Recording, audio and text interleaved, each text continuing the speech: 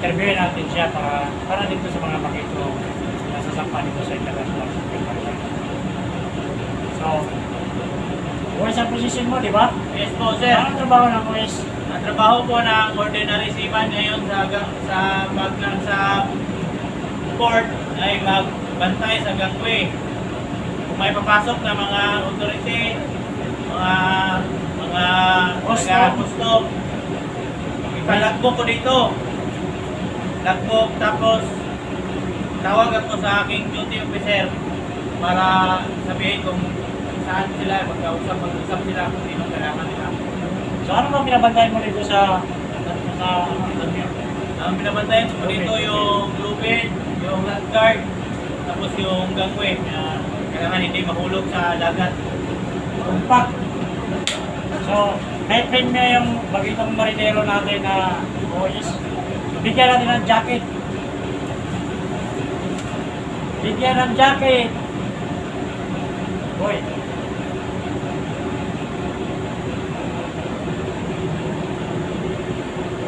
Bagitong marinero. May pangalan pa niya, oh. May number.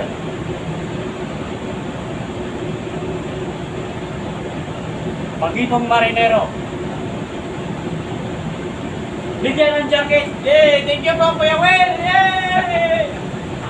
Yung third officer natin, kausapin natin. Usap! Eh, meron tayong pa-preview sa kanya. Present lang. So, third officer natin, may itatanong na ako sa kanya, pero meron akong preview din pag makasagot siya. Simple lang naman sa'yo. Oy, sir.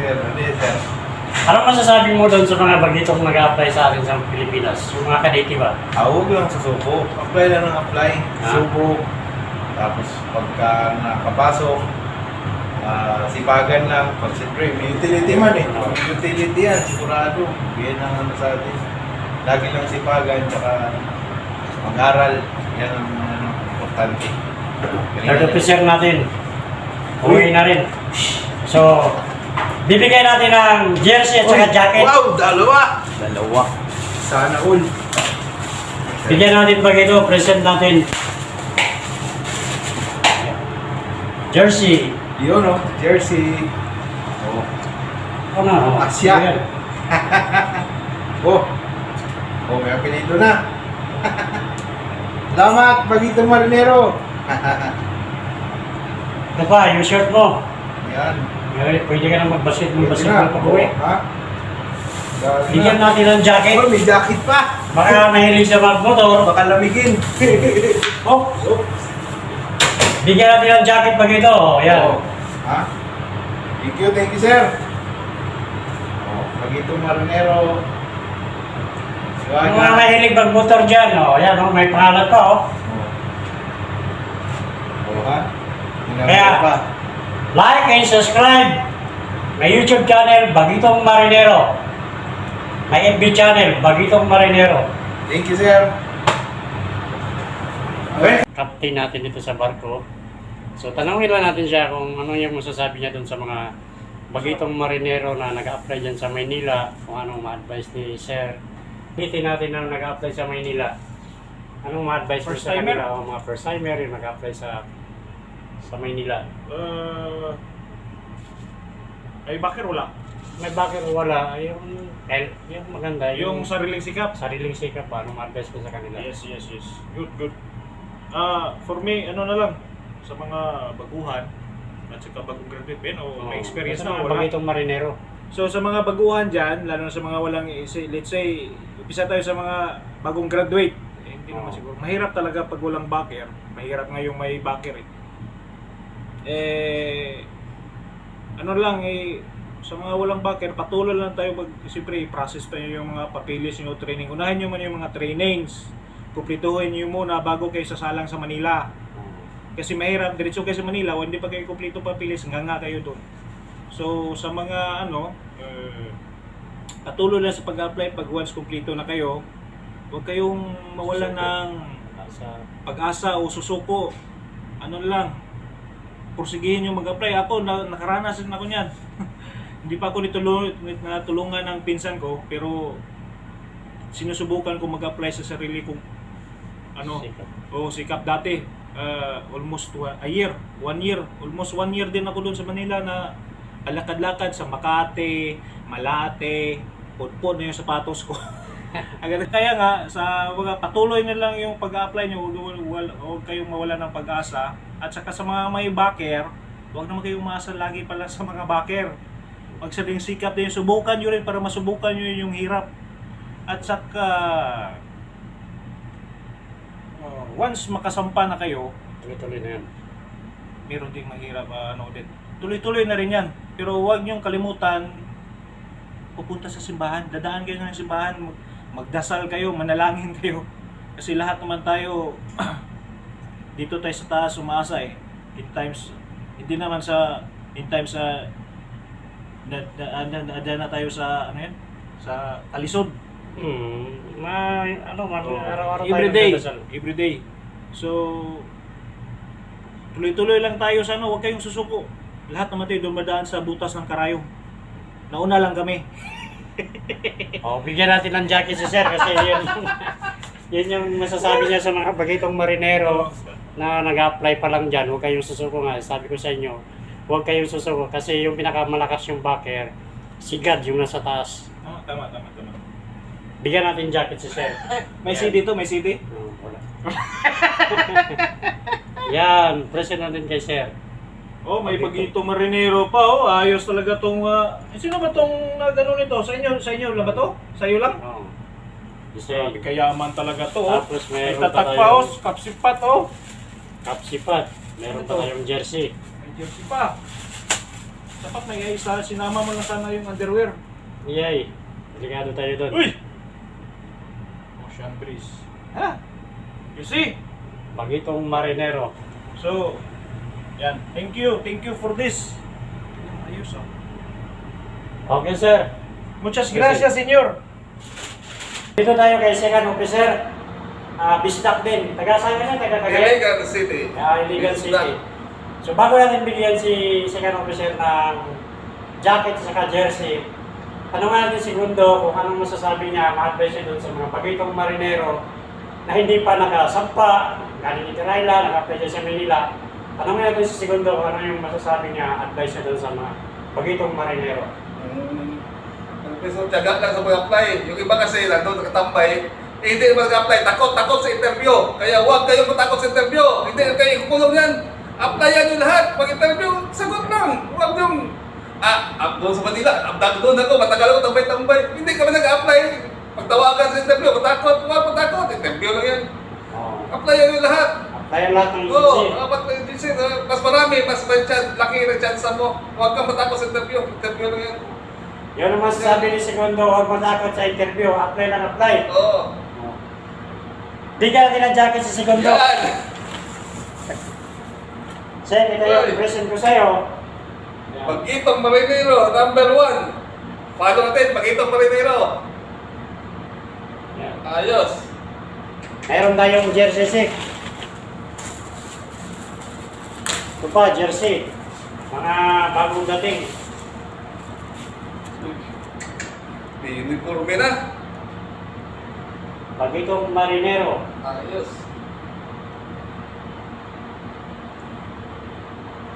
May Ayos shirt. talaga. Uniforme na pag-basketball nito. Ayos talaga. Yes. Okay, sir. Thank you. Okay, sige, thank you. Okay, ganda sa inyo. Ingat. Nandito si Mayor. Tatanungin natin bago natin siya bigyan ng jacket. So, magtaka tayo kasi bakit araw-araw ang ulam sa barko, wala ng barko kasi hanggang ngayon, itlog yung ulam araw-araw. Tanungin natin si Mayor, ano masasabi ni Mayor? Kung bakit itlog yung ulam araw-araw. Kahit sa hotel tayo, ganun din sa bahay. Ganun din eh. So, tanungin natin si Mayor, ano masasagot ni Mayor doon? Kaya itlog. Kasi ang itlog, maraming benefits yan. Ang benefits ng itlog, ang unang-una dyan, yung tawag niyang protein. Mataas ang protina ang itlog. Yung protina, Yun, mataas ang protina. papalaki ng muscle, nagka-build ng muscle yan. Palaki ng Kita mo braso. yung mga, yung mga nagbubuhat sa gym, laging may dala-dala ng nilagang itlog yan. Pagkatapos sila mag-gym kasi palaki ng muscles yan. Yun pala yun. Yun. Kaya masustansya ang itlog.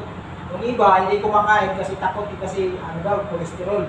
Pero pag nilaga mo yan at saka pinirito mo yun sa konting manti sa olive oil lang, masustansya yan. Kaya pala, palaging itlog ito natin sa barko Kaya araw-araw. araw-araw itlog talaga. So, hindi masama ang ulam ng itlog araw-araw kasi maganda pala sa katawan natin yan. O, di ba? Yun ang sagot ni Mayor na maganda. Kaya tayo nag-itlog araw-araw sa barko. So, tumpak yung kasagutan mo yan. So, bigyan natin ng jacket. Ayan. Bigyan ng jacket si Mayor. Ito. Ay, Ayun. salamat. Ito, pakisuporta na lang sa ano. Oh. Kita nyo yan guys. Bagitong Marinero. Yan, Bagitong Marinero sa Ay, Facebook. number pa. Facebook niya, tsaka itong YouTube channel niya, Bagitong Marinero. Tingnan nyo na guys. Pakisuportahan ito. Marami kayo matutunan dyan. YouTube channel niya, Bagitong Marinero. Ayan guys. Suportahan niya yan. Siya ang nag-sponsor dito. Kami lahat dito. 21 kami. Binibigyan kami niya. Ayan. Sa mga marine engineer. So, kausapin natin sila kung anong masasabi nila doon sa mga bagitong marinero na nag-apply sa Manila, lalo na yung walang mga backer. So, anong masasabi ng mga makinista natin, mga kaibigan natin dito sa barko? Guys, normally magtiis sa pag-apply para makasakay. Masipag at matyaga. Kung may tiyaga, may nilaga. May nilaga, may tiyaga. Yun. Sir, para sa akin sir, magsikap lang, huwag mawala ng pag-asa, tiwala sa taas. Yun. Yung pinaka malakas yung backer si God, di ba? Yes sir, yes, sir. Yun ang pinakamalakas yung backer. So, bigyan natin ng jacket yung dalawa nating kaibigan sa barko. Makabuhay! Yes, thank you very much, Bagitong Marinero. Ayaw, more blessing. Uy, Babon! ganda sir, Marine ganda. engineering. Marine engineer. Yan. Bagitong Present Marinero. natin kay mga maginista natin dito sa barko. Present natin yan. Thank you sir, thank you.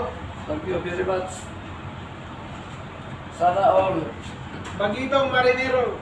Click, like, and subscribe. Please like and share. Bagitong Marinero. Yun. Basta. Like, and share, subscribe. Bagitong Marinero. Like and share, subscribe. Bagitong Marinero. So, nandito tayo sa engine room Bagito. Tatanungin natin itong oiler kung anong trabaho niya dito sa duty was na ngayon, di ba? Duty one sir, 12 to 4. So, tatanungin natin siya kung ano yung mga trabaho niya dito sa barko, sa engine room. So, tatanungin natin siya kung ano yung trabaho niya sa during watchkeeping. So, ano ba mga ginagawa ko dito for duty ka?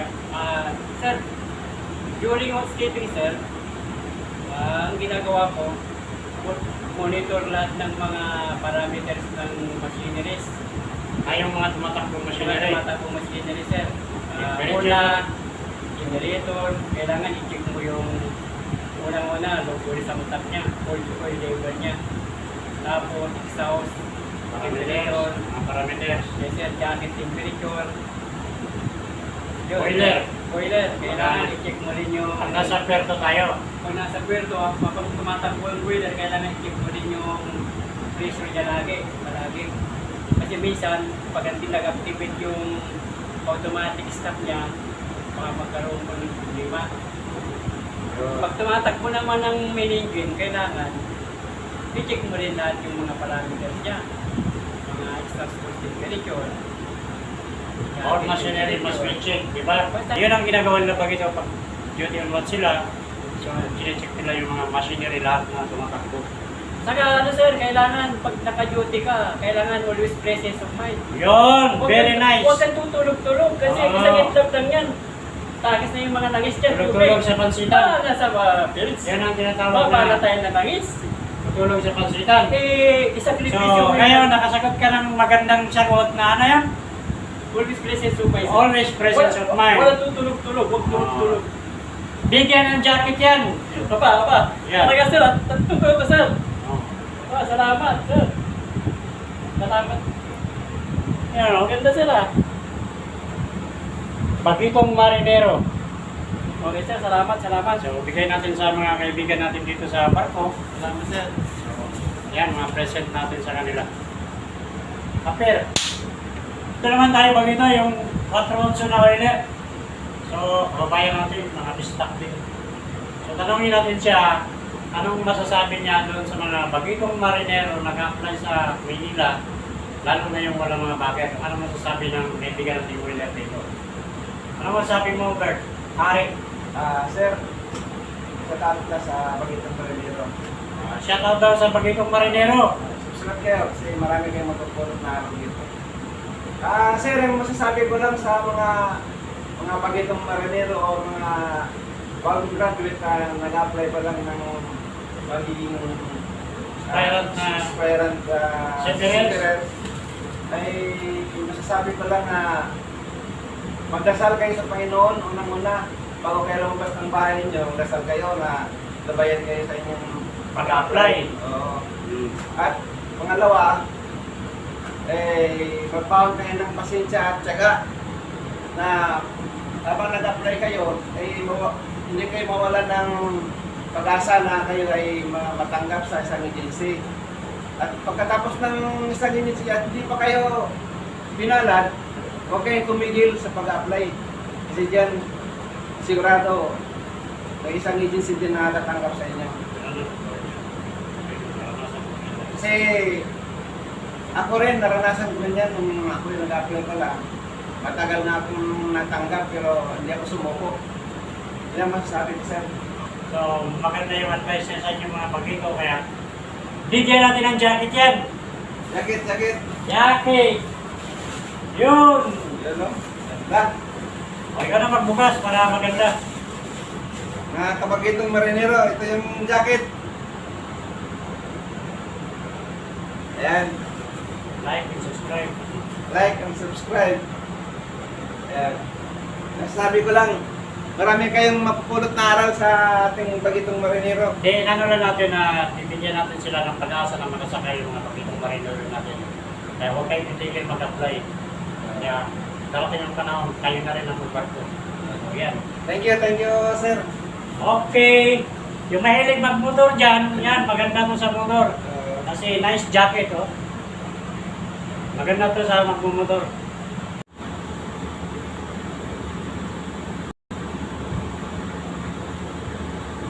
Yun.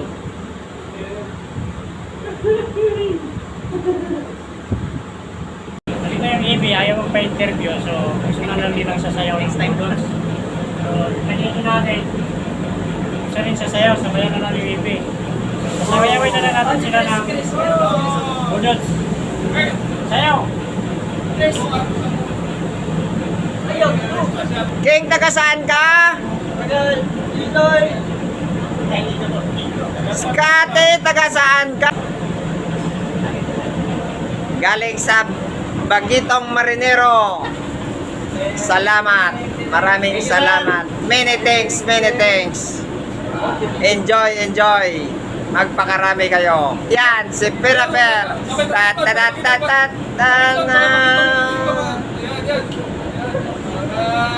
Nandito si Bosin. Kausapin natin kung anong masasabi niya doon sa mga bagitong marinero na nag-apply dyan sa Maynila. Lalo na yung walang mga bagay. Ano masasabi niya? Una sa lahat, maraming salamat sa Bagitong Marinero. At ang masasabi ko lang sa nag-a-apply na bilang gustong maging marinero, ako dumaan din ako sa simula, naging katitig, naging OS, naging EB, as ng Quezon. Huwag lang kayo mawala ng pag-asa. Kasi ang kapalaran sa atin naman basta may tiyaga lang, may nilaga talaga. At saka isa sa lahat, magdasal lang. Huwag kalimutan ng dasal, tiyaga. Dumaan talaga ako sa butas ng karayom. Ako, maraming salamat. Buti na lang, nauso pa yung Facebook. Kaya ito ngayon, may mga blessing na naman na dumating. Maraming salamat. Sayaw, sayaw, sayaw, sayaw. Sayaw yan. Habang na yan! Yan! Ang bata talaga! Isang jacket pa, isang jacket pa. Bigyan mo na isang jacket. Isa pa! Ay, isa pa jacket suot. Pagkiti-kiti. This my electrician from Ethiopian, yeah? Yeah. Ethiopian. Then I want to say electrician.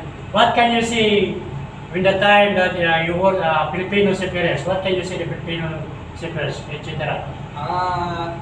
Filipino, not like as a crew, they are very good, they are social, they are people so good, not like Good Filipino? Yeah. Are you sure? I like all of them. Some Filipino crazy guy. No, I have no have any crazy guy. Yeah. I like all of them. They are good, Good. they are hard worker, not any guy, lazy guy. I don't No say- lazy guy. Yeah, all of them are All hard good worker. Filipino, huh? Yeah. You work company, good teamwork. Yeah. As a work as an engine department. Yes, of course, we have a teamwork in Teamwork, yeah, it's important teamwork, yeah. Yeah, teamwork is on board is very essential, you know. Yes. So teamwork, you know, if something big problem have, for example, if you have a big problem, you need some engineer, electrician, like that. Yes, okay, good. I give some present for electrician. I give some jersey and one jacket. Oh, thank you, salamat. This is, you know. I give electrician one jacket and jersey, up and down jersey. Okay, you can open this. Okay. Oh, salamat. Salamat, you understand salamat? Of course. You see? Bagitong marinero. Pagkip ko marinero. A big sailor. You try to catch good fish. Okay. Here. No, this one. No, this. Okay. Like this, direct. Wow. Good? Yeah. Good size? It's good size. Wow. That name, ha? Iyayo. Iyayo name. Yeah. Oh, this is my name. Ethiopian name. Iyayo. Then you have jersey. Oh, electrician, ha? Football player. Si Bagitong Marinero. Pagkip ko marinero. You know, oh, this is short. This one is jersey. This is, Iyayo. here is my name. The electrician name is here Iyayu. Iyayu. Good. Yeah, it's very nice. I like it. Then, probably. The import also. Wow. Wow, it's very Okay, like. okay. Thank you.